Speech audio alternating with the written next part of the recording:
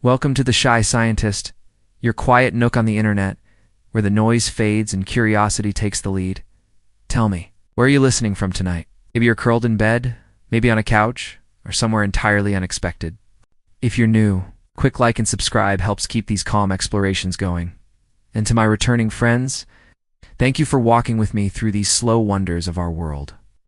Tonight we dive into the story of the sea, Earth's oldest companion, and yet its greatest mystery. It covers most of our planet, shapes our climate, feeds life. And still, we call this place Earth. Billions of years ago, our world was nothing like today. No blue oceans, no green forests, just molten rock, choking air, and a restless sky. Then came water. From deep inside the planet through volcanic eruptions, and perhaps from icy visitors like comets and asteroids, over countless ages, vapor turned to rain. Rain became rivers. Rivers became oceans. Those first seas were alien, mineral-rich, oxygen-poor, and moved by extreme tides from a much closer moon. Some scientists think life began in sunlit shallows. Others in deep hydrothermal vents where mineral-rich heat fueled the first living chemistry. Tiny microbes appeared, some learning to turn sunlight into energy, releasing oxygen, slowly reshaping the planet's atmosphere and paving the way for complex life. Today's oceans are stable, blue, and teeming with life. Yet the water we see is ancient, cycling endlessly through time. Every drop holds a history stretching back before continents, before forests, before us. Beneath the waves lies a hidden world, mountain ranges, deep trenches, volcanic ridges, shaped by Earth's restless plates. Slowly shifting and reshaping the map of the seafloor, the oceans are not just scenery. They are the stage, the story, and the unseen hand guiding life on this planet, and their story still unfolding.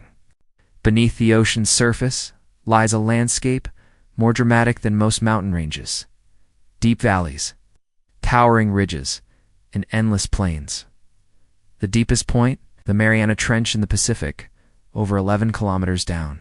Drop Mount Everest inside, and its peak would still sit 2 kilometers underwater. Closer to shore, broad continental shelves extend the land beneath shallow water, rarely deeper than 200 meters. These sunlit zones teem with life, feed global fisheries, and host much of our coastal economy. Their slopes eventually plunge into the dark, vast ocean basins. Though we name them separately, Earth's 5 oceans, Pacific, Atlantic, Indian, Southern, and Arctic, are all connected. The Pacific is largest, home to the deepest trenches and the volatile Ring of Fire. The Atlantic stretches between the Americas, Europe, and Africa. Split by the Mid-Atlantic Ridge and steered by the powerful Gulf Stream.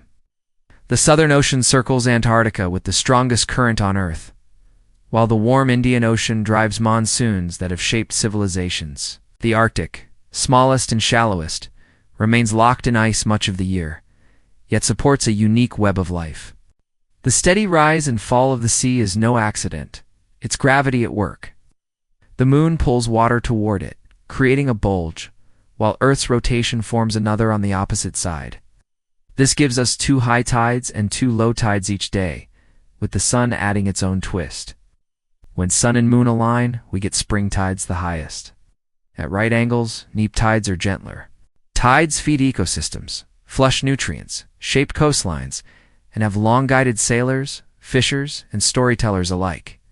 Beneath the surface, vast currents move like slow rivers, driven by wind, temperature, and salinity differences. They carry heat across the globe, stir nutrients from the depths, and connect distant marine worlds. From the Gulf Stream's warm push toward Europe to the Antarctic's icy conveyor belt.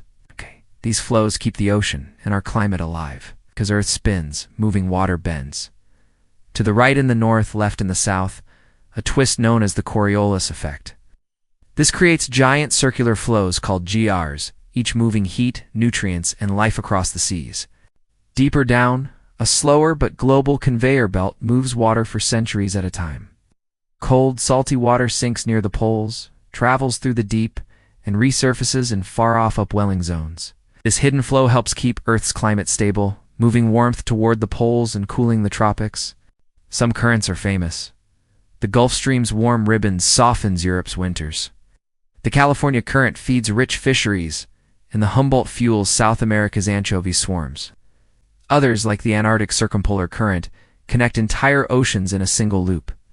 Currents carry life, guide migrations, and sometimes even trap debris, as in the Great Pacific Garbage Patch.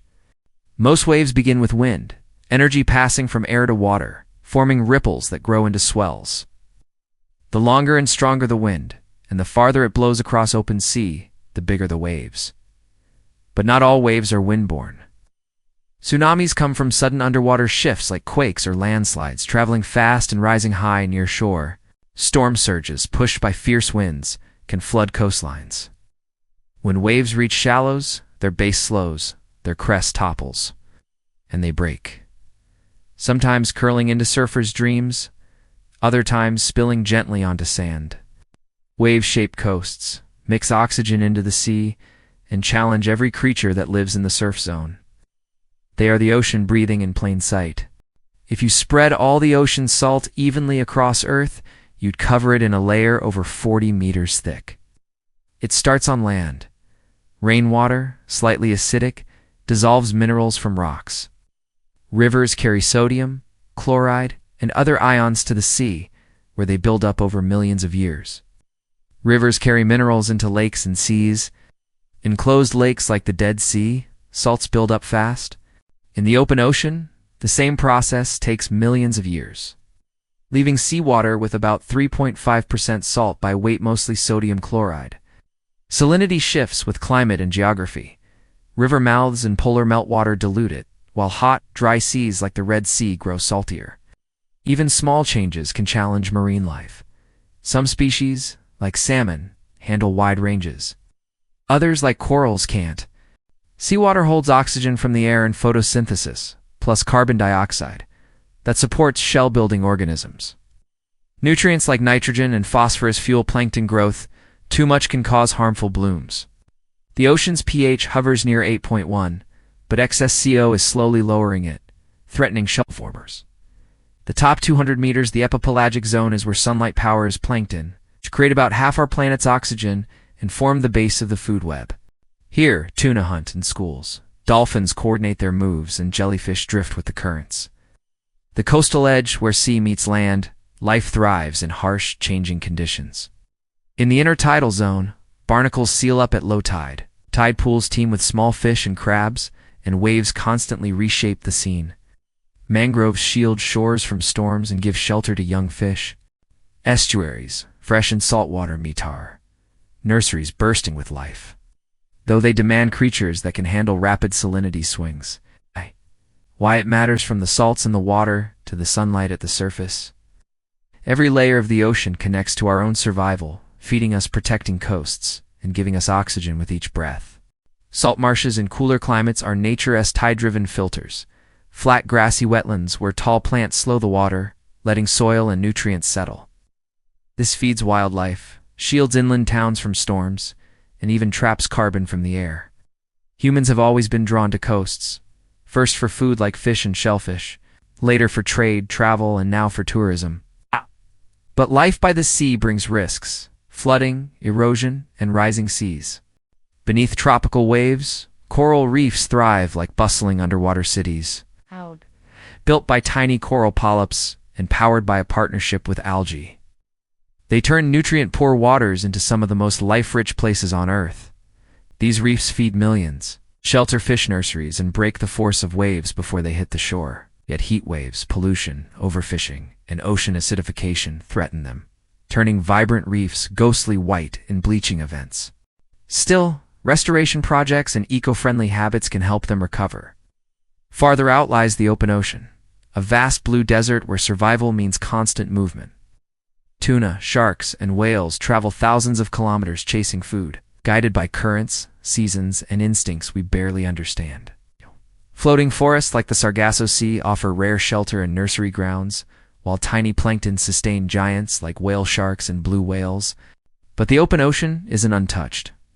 Overfishing, drifting plastics, and climate change are altering this ancient system. Even so, it remains Earth's greatest wilderness, mostly unmapped, filled with life we've yet to discover. From marshes to reefs, to the endless blue. These waters are our planet's heartbeat, a reminder that protecting them protects us all. Between 200 and 1,000 meters down lies a band of ocean where daylight fades to blue shadows. The twilight zone. No plants grow here. Life survives on a slow snowfall of drifting organic matter from above. Lanternfish, with glowing spots along their sides, rise to feed near the surface each night before sinking back into darkness. Part of the largest daily migration of animals on Earth, bioluminescence rules these depths. Hatchetfish mask their outlines with light. Borelli fish peer upward through transparent heads. Squid flash colors to confuse predators. Over 90% of Twilight Zone species can make their own light, from steady glows to dazzling bursts. Below 1,000 meters, sunlight vanishes entirely. The deep ocean. Pressures soar. Temperatures hover near freezing, yet life thrives. Abyssal plains stretch for miles, broken by ridges and trenches like the Mariana, deeper than Everest is tall. Here, snailfish, amphipods, and strange gelatinous forms endure crushing forces with flexible bodies and cold-adapted enzymes. At hydrothermal vents, superheated water rich in minerals feeds entire ecosystems without sunlight. Tube worms, blind shrimp, and ghost crabs rely on bacteria that turn chemicals into food, a process called chemosynthesis. From glowing hunters to creatures built for scarcity, the deep remains Earth's last great wilderness, a place where life adapts in ways stranger than imagination, flickering in an eternal night. Far below the sunlit surface, colonies like giant siphonophores stretch longer than blue whales, hunting with curtains of stinging cells. In this frigid realm, life slows. Movements are measured, lifespans stretch for centuries. Deep corals grow like timekeepers, recording centuries of change in their skeletons. The deep sea covers more than half our planet, yet we know less about it than Mars. Every expedition finds species no human has seen before. It's a vast carbon vault, recycling nutrients and shaping Earth's climate. But mining, trawling, and pollution now creep into these ancient habitats, where damage can last centuries. The ocean's titans here, size knows no limits. The blue whale, bigger than any dinosaur, grows over 30 meters, its heart the size of a car, living off tiny krill by the ton. Sperm whales dive 2 kilometers to battle giant squid. Whale sharks, gentle giants of the fish world, filter plankton by the thousands of liters. Great whites, sleek hunters, rule the predator ranks. Squids reach monstrous proportions. Colossal squid with hooked tentacles leave scars on whales from their deep battles. How giants endure. They move vast distances to feed, slow their metabolisms, and use size as an advantage. Orcas hunt in coordinated teams. Filter feeders gulp millions of calories in minutes, but their slow reproduction makes them vulnerable. Whaling, overfishing, and habitat change still threaten their recovery. Nature's designs. Fish are masterpieces of engineering. Streamlined tuna slice through water like silver torpedoes. Flatfish vanish against the seafloor. Angelfish turn with precision through coral labyrinths. In every form, the ocean has shaped them into survival machines. Why it matters, these giants and hunters are more than marvels. They drive ocean health, cycle nutrients, and keep ecosystems balanced. Protecting them protects the heartbeat of the sea itself. Masters of the water, every fish is a living blueprint, its body carved by millions of years of ocean challenges. Hidden beneath shimmering scales are gills, intricate filters that pull oxygen from water, a far scarcer source than air.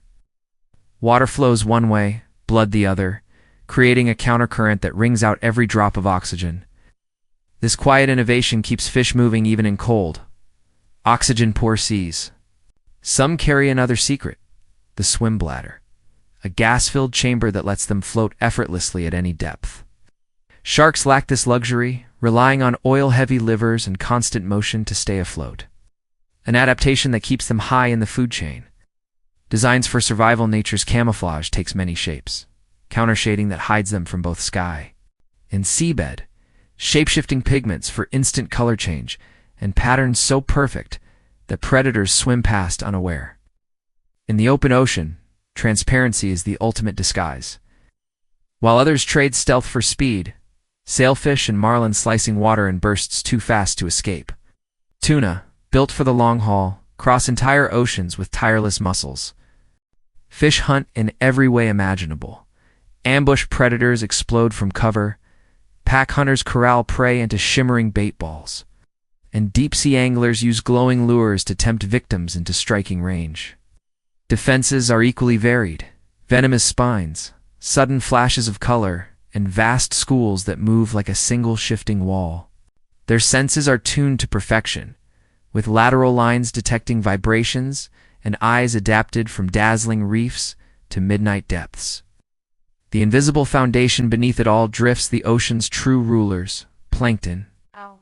They're not one creature, but a vast community carried by currents. Plant-like phytoplankton harness sunlight to produce up to 2/3 of Earth's oxygen, feeding the entire marine food chain. Microscopic diatoms wear glass-like shells. Dinoflagellates glow like spilled starlight. Cyanobacteria have been photosynthesizing for billions of years. Zooplankton, tiny animals in larval stages of larger ones, graze on these blooms. Copepods, krill, and countless others form swarms so dense they feed whales and light up the night sea with movement. Without plankton, the ocean's web would collapse, and so would much of life on land. They also shape the planet's climate, locking carbon away in the deep for centuries. From coastal nutrient surges to the open ocean's blue deserts, their fate shapes ours. From predator to drifter, giant to microscopic spark, life in the sea is an endless display of adaptation, a theater shaped by currents, pressure, and time itself. Ocean's hidden pulse plankton, tiny drifters, fueled the ocean's life. In temperate seas, sunlight in spring ignites massive blooms that feed fish, birds, and whales. At the poles, they sleep through the long, dark winter, then surge in endless sun summers. But not all blooms are welcome. Nutrient runoff can trigger red tides, turning water toxic for sea life and people. They've survived ice ages and extinctions, yet warming seas and acidification now threaten them. Some, like shell-building diatoms, may vanish, shaking the entire food chain. Still under a microscope, they're breathtaking. Glassy shells, spiny skeletons, and in some waters, glowing waves at night. Every breath we take owes something to them. The landscape beneath. Far below, the seafloor is anything but flat. Volcanoes, ridges, and canyons rival anything on land. Seamounts rise higher than Everest's base to peak, drawing life from nutrient-rich currents. Deep canyons funnel food to dark depths. Along the globe's longest mountain chain, the mid-ocean ridge, molten rock builds new crust in total darkness. Mineral-rich vents and cold seeps, the abyss, where life thrives without sunlight. Here, bacteria turn chemicals into energy, feeding giant tube worms, yeti crabs, and shrimp that sense heat instead of light. But if a vent dies, so can the community around it. These worlds, from drifting plankton to volcanic vents, are the ocean's engine, shaping climate, feeding giants, and holding mysteries we've only begun to explore. Life at the edge of heat. In some parts of the deep, gas seeps quietly from the seafloor instead of erupting in superheated plumes. Here, mussels, tubeworms, and bacteria form slow-growing, long-lived communities. Elsewhere, brine pools, dense, salty depressions, create toxic layers that only highly specialized life can survive. These places may echo life's beginnings. Many scientists suspect early Earth's first microbes thrived in such chemical-rich vents, where heat and minerals sparked the first complex molecules, long before sunlight-powered photosynthesis. Studying them offers a glimpse into our planet's earliest chapters, and maybe into alien worlds. Moons like Europa and Enceladus hide oceans under ice that might mirror these conditions, raising the possibility of life far from our sun. Vent life isn't isolated. Larvae drift on currents, linking scattered sites into fragile networks. But mining for metals, deep trawling, and other human activities threaten these slow-to-heal habitats. Once damaged, recovery can take centuries, making conservation critical. The ocean's climate engine far beyond the deep. The oceans act as Earth's thermostat. Water absorbs huge amounts of heat without quick temperature swings, smoothing extremes between day and night, summer and winter. Currents then move this heat around the planet. The Gulf Stream, for example, keeps Western Europe far warmer than its latitude should allow. The seas also store carbon, co-dissolves into cool waters, then sinks into the deep for centuries. Tiny phytoplankton lock even more carbon away when they die and sink, preventing dangerous buildups in the air. But this balance is delicate. Extra CO from fossil fuels increases ocean acidity, eroding shells, corals, and plankton. Climate patterns like El Niño and La Niña further reveal the ocean's power.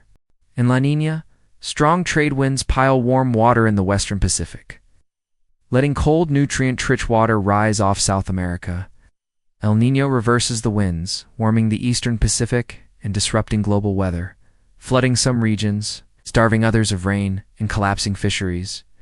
From deep-sea vents to shifting currents, the ocean is not just a backdrop. It is the beating heart of Earth's stability, holding heat, storing carbon, and shaping the conditions for life itself. The oceans are Earth's great climate engine. In the tropics, warm waters fuel massive thunderstorms and even hurricanes, storms that grow stronger as seas heat up. Over 90% of the excess heat from human-caused climate change is stored in the oceans, driving ice melt, rising seas, and ecosystem collapse. For centuries, humanity treated the sea as endless, an infinite provider and a limitless highway.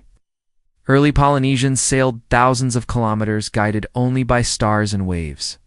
Phoenicians, Greeks, and Romans built empires through trade, navigation, and shipbuilding. Fishing fed civilizations from the Arctic to Japan, each culture shaping boats for its waters. Myths of gods, monsters, and ghost ships warned sailors of real dangers disguised as legends. Trade didn't just move goods, it spread languages, religions, and technology. From sails to steamships, canals to container ports, the sea became the backbone of global commerce.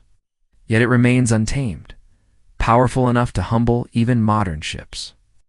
Today, the ocean faces a crisis. Plastic waste chokes marine life, from drifting nets to invisible microplastics inside fish. Runoff fuels toxic algae blooms, creating oxygen-starved dead zones. Overfishing strips ecosystems of predators like sharks, unbalancing food webs. Acidification from absorbed CO weakens coral reefs and shellfish. Rising temperatures cause coral bleaching, force species to migrate, and disrupt climate-regulating currents. But there is hope. Marine reserves allow fish stocks to rebound. Heat-tolerant corals are being cultivated for restoration.